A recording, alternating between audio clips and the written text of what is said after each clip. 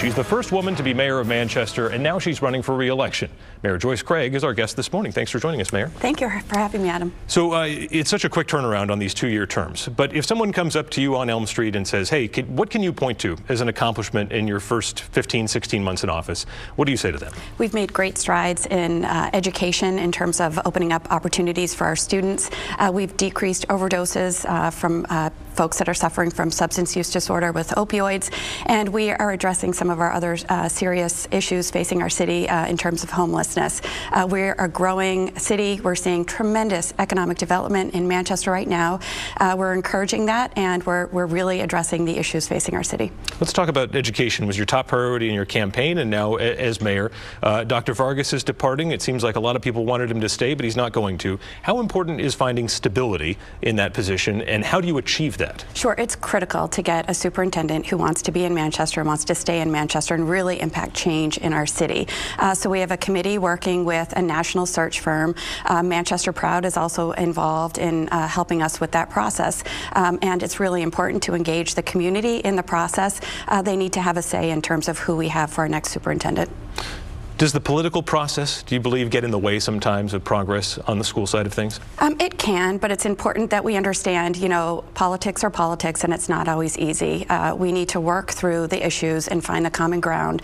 And in this case, it has to be ensuring that every student in Manchester receives quality education, and that's got to be our goal going forward. And in terms of beyond just staying here, what are the qualities you need to see in that next superintendent to make sure that they've got what it takes to make the education here work? Sure. I think it's important if they come from a district similar in size and with the challenges that we have, so they understand what they're coming into in Manchester, that they're a good communicator, that they're open to communicating with the parents, with the public, and understanding what our community wants. And again, the efforts that Manchester Proud has done, the business leaders who have formed this group and are really engaging our community beyond parents, but the general community on what we need for education in our city, and putting forward a strategic plan will definitely help the next superintendent coming into our district. What are some other bullet point priorities for a second term that you'd like to work on? Continuing to focus on economic development. I think if we look in Manchester right now, we see cranes, which we haven't seen in many, many years.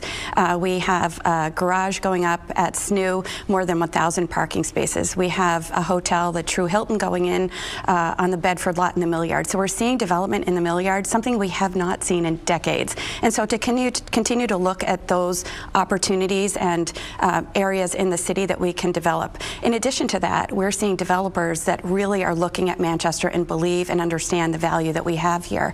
The Citizens Bank across from City Hall recently sold for $39 million, and it really shows that people understand the value of investing in our city. We have development going on Elm Street, both south and north, with the RACS and LeMay building. The city participated with the Manchester Development Corporation and the Palace Theater in redoing the Rex Theater, which will bring a 300-seat venue to our city. And another great opportunity is the mill on Willow Street that's being redeveloped for mixed use, focusing specifically on creative and innovative individuals who will have living space and retail space. So we're seeing great growth in our city, and I want to continue to help that. With Manchester, there always seems to be the big things going on in a good direction, and then there are big problems that have to be addressed as well. You mentioned the homeless issue, particularly downtown. I did want to share a Facebook post from a business owner who doesn't serve in city government, who's been concerned. Tries to be empathetic with the homeless, but feels that there's a certain group of people who are not respecting people's space, aggressively panhandling, and sometimes harassing his customers. He said in his post, quote, "City leadership from department heads to the mayor are allowing the ACLU to set policy. I want a city that will stand up and support the small business community." He believes you're more worried about a lawsuit than defending essentially the space in front of his business. How do you respond? Yeah, that's actually not. I appreciate what the business owner is communicating here, and we have heard that. But myself, city department heads, the police department, organizations in downtown are working together to address this issue, as well as the Board of Mayor and Aldermen. We're doing everything in our power legally to address this situation, and addressing it on a number of fronts. We learned that the shelter was not open during the day, so the city has used federal funds to enable the shelter to be open during the day. So individuals on Elm Street can go somewhere else other than Elm Street to get the help that they need. We're working on, and we have, additional police patrol in the downtown. We are working with the Chamber and with In-Town Manchester to put forward a communication plan so visitors, so business owners and residents in our downtown and throughout our city, quite frankly, understand how to handle these situations. These are situations in Manchester that have been going on for many, many years, and I think that because of the development and growth we're seeing in our city, we're seeing more of it. But we need to provide people with the resources so that they can get the help that they need, and then also educate the people who are encountering situations to know what to do in those at that point in time. One of the most important things to happen is that if people are feeling threatened or if they see someone breaking the law, for them to understand that we in the city of Manchester have zero tolerance for anyone breaking the law, and they need to call the police, and we will be there to help them through that situation. But again, there are laws in place that protect individuals, all individuals in the United States, no matter who you are. And so the city again is moving forward with a plan, working with the community to do as much as we can to keep our city safe, but we have to do it within the laws.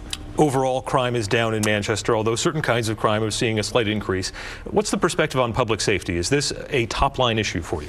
Absolutely. I work closely with the Chief of Police and with the police department, and I'm so grateful for their efforts in our city. It's not an easy job, and they do incredible work, and I'm hearing that from other communities as well in terms of their partnerships with other communities, but what they're doing on a daily basis in Manchester is great work, and I stand behind their efforts.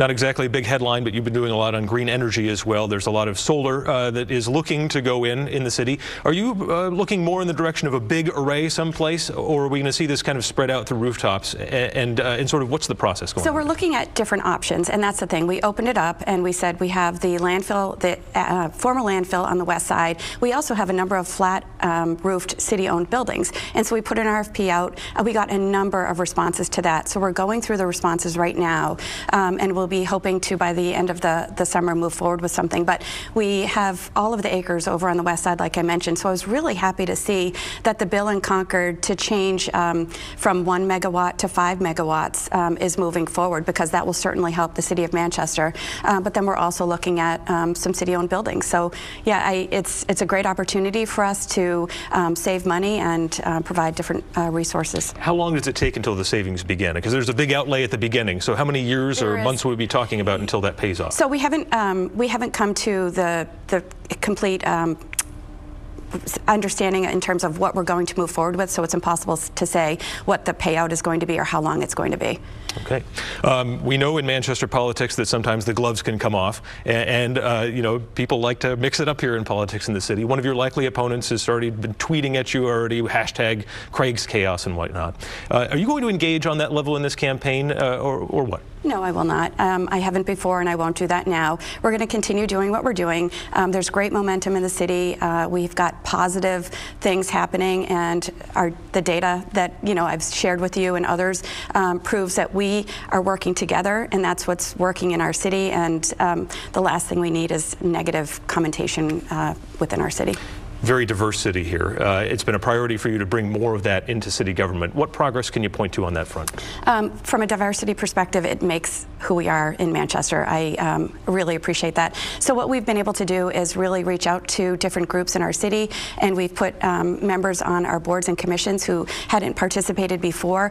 I'm working with different groups within the city to get an understanding of what their needs are, but it's the outreach. I've also had more than 30 town halls or office hours in every ward in the city in different areas at different times during the day.